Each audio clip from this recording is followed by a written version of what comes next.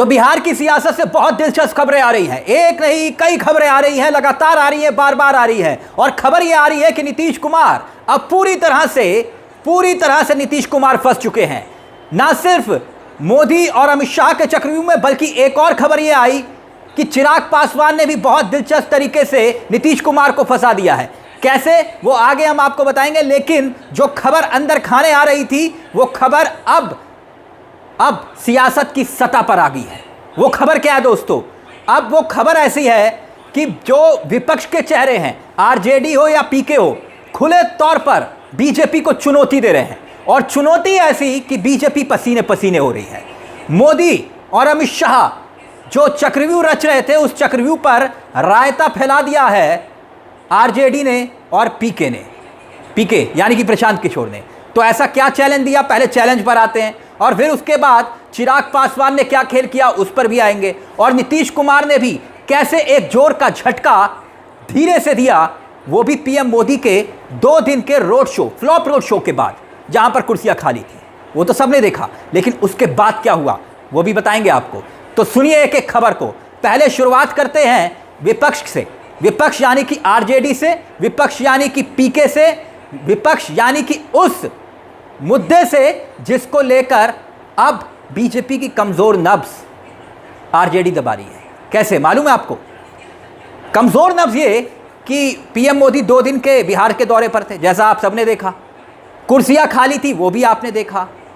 और नीतीश कुमार जब road show में साथ दिखाई दिए तो गुमसुम थे, अलग थलग थे, वो भी सबने देखा। नाम का ऐलान नहीं हुआ, वो भी सबने देखा। अब आरजेडी ये कह रही है और पीके चैलेंज दे रहे हैं बीजेपी को। चैलेंज ये है कि अगर आप में दम है, अगर आप में कुव्वत है और अगर आपको अपनी जीत पर इतना यकीन है, तो नीतीश कुमार के नाम का ऐलान करिए। बतौर सीएम फेस नीतीश कुमार के नाम का ऐलान करने की चुनौती आरजेडी ने दे दी, प्रशांत किशोर ने दे दी और सीधे तौर पर कह दिया कि अगर आपको यकीन है कि नीतीश कुमार के चेहरे पर आप चुनाव लड़ रहे हैं और उनके नेतृत्व में लड़ रहे हैं और उन्हीं को ही मुख्यमंत्री बनाना है, तो चुनौती स्वीकार करिए और नीतीश कुमार के नाम का ऐलान करके दिखाइए। यहां बीजेपी फंस गई।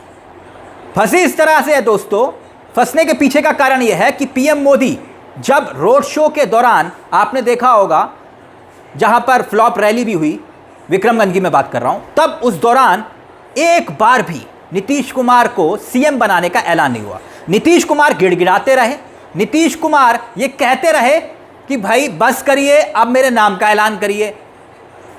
और ना जाने इतनी बार हाथ जोड़े नीतीश कुमार ने मोदी जी के सामने, लेकिन मोदी जी ठहरे मोदी जी, नाम का ऐलान नहीं किया। और अमित शाह पहले ही इस बात का संकेत दे चुके थे कि उनका हाल, यानी कि नीतीश कुमार का हाल एकनाथ शिंदे की तरह ही होगा, जैसे महाराष्ट्र में हुआ। और यही बात अब विपक्ष दोहरा रहा है, यानी कि आरजेडी। अब आते हैं दूसरी महत्वपूर्ण खबर पर। महत्वपूर्ण खबर यह है दोस्तों, जो हमने आपको हाल ही में भी बताया था कि चिराग पासवान किसी भी हाल में विधानसभा का चुनाव लड़ेंगे, और अब हुआ भी यही। चिराग पासवान ने सीधे तौर पर यह ऐलान कर दिया है, बिगुल बजा दिया है कि वो विधानसभा का चुनाव लड़ने जा रहे हैं। अब सोचिए, कोई केंद्रीय मंत्री, मेरी बात को समझिएगा, केंद्रीय मंत्री बिहार विधानसभा का चुनाव क्यों लड़ेगा? आप समझ रहे हैं ना? क्या मोदी जी के इशारे पर, जो मोदी जी के हनुमान खुद को कहते हैं, अब नीतीश कुमार की सियासी लंका को ढाने के लिए चिराग पासवान को भेजा है? चिराग पासवान जो केंद्रीय मंत्री हैं, वो विधायक बनने के लिए चुनाव लड़ेंगे? या फिर चिराग पासवान सोची समझी रणनीति के तहत, जो बीजेपी चाह रही है कि नीतीश कुमार के सामने एक विकल्प के तौर पर युवा चेहरे को लाकर खड़ा कर दें, वो युवा चेहरा जहां युवाओं को पसंद भी हो कि भैया वोट करे तो एक तरफ तेजस्वी हो और दूसरी तरफ से चिराग पासवान हो। तो चिराग पासवान दलित वोट बैंक प्लस और जो जातीय समीकरण के आधार पर मुफीद बैठे, यानी कि भविष्य की रणनीति के लिहाज से चिराग पासवान के चेहरे को आगे कर दिया जाए। और चिराग पासवान ठोक बजा के कह रहे कि वो विधानसभा का चुनाव लड़ेंगे।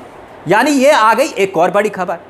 अब जो नीतीश कुमार ने बीजेपी को झटका दिया, उस पर भी आते हैं, क्योंकि नीतीश कुमार को भी ये समझ में आ गया कि आखिरकार मोदी और अमित शाह उनके साथ खेल कर रहे हैं।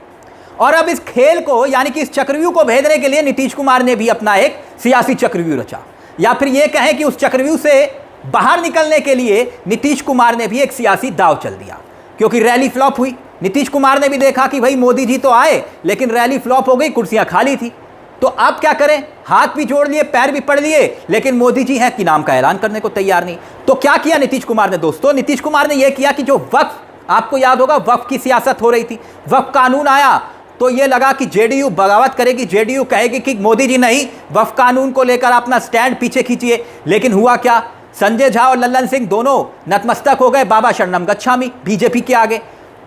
जब जेडीयू इस पूरे मामले को लेकर एक्सपोज हुई तो मुस्लिम वोट बैंक छिटक गया। तमाम मुस्लिम नेताओं ने एक के बाद एक इस्तीफे दिए। अब नीतीश कुमार के सामने एक मौका था चौका मारने का, क्योंकि कहते हैं ना, खुदा ही मिला ना विसाले सनम, ना इधर के रहे ना उधर के हम। तो नीतीश कुमार को यह समझ में आ गया कि ऐसा ना हो कि एक तो बीजेपी खेल खेल रही है, अब बीजेपी जब खेल खेल रही है तो हम भी खेल खेलें, क्योंकि अगर बीजेपी के साथ जाते हैं तो मुस्लिम वोट छिटकता है, और बीजेपी इस बात का ऐलान नहीं करती कि मुख्यमंत्री आप होंगे तो मुसलमान वोट भी चला जाएगा। तो इसलिए एक रास्ता नीतीश कुमार उनके सलाहकारों ने निकाला। रास्ता ये कि अल्पसंख्यक आयोग के अध्यक्ष पद का खाली थी कुर्सी, तो नीतीश कुमार ने किया ये कि जनाब गुलाम रसूल साहब हैं, नाम पर गौर फरमाइएगा, गुलाम रसूल साहब ये कौन है आप ये भी जानिए। उनको पहले बात कुर्सी दे दी, कहा कि भैया अध्यक्ष की कुर्सी आप संभालिए अल्पसंख्यक आयोग की। अब ये शख्स कौन है, इसमें भी सियासत है। ये शख्स वो है जब वक्फ बोर्ड की सियासत हो रही थी, यानी कि वक्फ कानून को लेकर मोदी से नाराजगी का इजहार हो रहा था और जेडीयू के नेता इस्तीफे पर इस्तीफे टाइप कर रहे थे, तब उस वक्त यही रसूल साहब थे जो खुलकर बगावत करने आ गए सामने, और एनडीए को एक्सपोज करने का दम भरते हुए ये तक कह गए थे, अखबार की सुर्खियां थी कि भाई हम सुप्रीम कोर्ट जाएंगे और इस सरकार को एक्सपोज करेंगे। अब बताइए, जो सरकार को एक्सपोज करने की बात कर रहे थे, जो नीतीश कुमार से नाराज थे, उन्हीं नीतीश कुमार ने उन्हीं को ही अल्पसंख्यक आयोग का अध्यक्ष बना दिया। हो गया ना खेल दोस्तों। यानी नीतीश कुमार ये चाहते हैं कि भाई ऐसा ना हो कि 120 सीटों की डिमांड हम कर रहे हैं, अब बीजेपी देगी 80 से 85, ज़्यादा से ज़्यादा बार्गेनिंग मजबूत हुई तो 90 सीटें, लेकिन फिर भी हम मुख्यमंत्री तो बन नहीं पाएंगे इतनी सीटों में। तो इसलिए मुसलमान वोट जो हमारे साथ जुड़ा रहा, कम से कम वो तो जुड़ा रहे, ताकि फिर अगर खेल करने का मौका आए तो फिर खेल कर दिया जाए, बीजेपी के साथ खेल कर दिया जाए और आरजेडी के साथ चला जाए, क्योंकि बिहार है और बिहार में बहार है और ये सियासत का एक अलग रूप है, रंग है। तो नीतीश कुमार ने भी ये गेम कर दिया। अब बचा तो बचा क्या, एक तरफ विपक्ष जो चुनौती दे रहा है बीजेपी को, और चुनौती इस बात की कि भैया अगर आप में दम है तो नीतीश कुमार के नाम का ऐलान करके दिखाइए।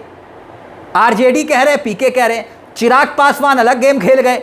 चिराग पासवान कह रहे हैं कि मैं विधानसभा का चुनाव लड़ूंगा, और विधानसभा का चुनाव लड़ने का मतलब यह कि केंद्रीय मंत्री हैं तो विधायक बनने के लिए तो आ नहीं रहे, यानी कि मुख्यमंत्री का फेस, और फेस बनते ही नीतीश कुमार का पत्ता जैसे कि पिछली बार कटा था। कितनी सीटें थी आप जानते हैं, 43 पर लाकर चिराग पासवान ने नीतीश कुमार को रोक दिया था। तो चिराग का चुनाव लड़ना नीतीश कुमार के लिए सबसे बड़ा सिरदर्द होगा, खतरे की घंटी। और तीसरा और सबसे महत्वपूर्ण पहलू सीधे तौर पर यह आया कि बीजेपी ने, यानी कि मोदी और अमित शाह ने जब नाम का ऐलान नहीं किया तो अपने मुस्लिम वोट बैंक को बचाने के लिए नीतीश कुमार ने रसूल साहब को दे दिया मौका। और सबसे महत्वपूर्ण बात दोस्तों ये कि राहुल गांधी जब से बिहार का दौरा करके आए हैं तब से कांग्रेस के ग्राफ को बढ़ने की खबरें आ रही हैं।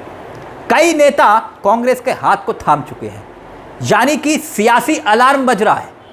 और अब देखते हैं कि सियासत के खेल में जब दी एंड होगा इस सियासी स्क्रिप्ट का, तब दी एंड में नीतीश कुमार का क्या होगा। नीतीश कुमार खेल करेंगे या नीतीश कुमार के साथ खेल होगा, इंतजार बस इसी बात का है दोस्तों। फिलहाल इस खबर में मेरे साथ इतना ही, लेकिन आपसे दरख्वास्त है चलते चलते कि इस चैनल को सब्सक्राइब जरूर करिएगा। मुझे तिलक चावला को दीजिए इजाजत। नमस्कार, जय हिंद, जय भारत।